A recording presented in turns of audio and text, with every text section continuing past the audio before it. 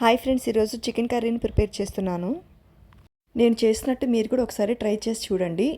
Chicken కర్రీని మీరు కూడా చాలా ఈజీగా చేసేయచ్చు. అంత ఈజీగా ఉంటుంది ఈ ప్రిపరేషను.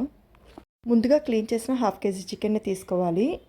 దాంట్లో ఉల్లిపాయ ముక్కలు, టమాటా ముక్కలు, పచ్చిమిర్చి ముక్కలు, పసుపు, కారం వేసుకొని అయితే ముక్కలను కలుపుకోవాలి. తరిగిన కొత్తిమీరను కూడా వేసుకొని ముక్కలన్నిటిని అయితే మళ్ళీ ఒకసారి కలుపుకోవాలి. ఉప్పు, కారం అన్నీ పట్టేలాగైతే చికెన్ అంతా కలుపుకోవాలి. చికెన్ ముక్కలన్నిటిని కలుపుకున్న తర్వాత 10 నిమిషాలు మూత పెట్టి పక్కన పెట్టుకొని మ్యాగ్నేట్ చేసుకోవాలి.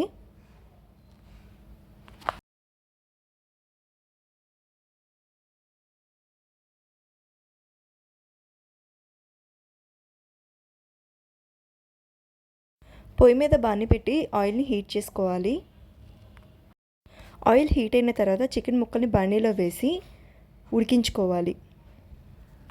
చికెన్లో వాటర్ అంతా బయటకు వచ్చేలాగా ఒక 15 నిమిషాలు అయితే చికెన్ ఉడికించుకోవాలి. చికెన్ ఇంకా ఉడకపోతే 1 గ్లాస్ వాటర్ యాడ్ చేసుకొనైనా చికెన్ని ఉడికించుకోవచ్చు.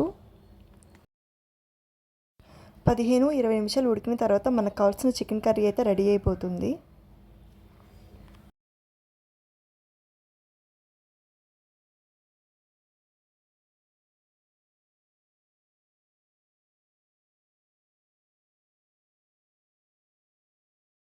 టేస్ట్కి సరిపడ గరం మసాలా యాడ్ చేసుకొని అయితే కలుపుకోవాలి.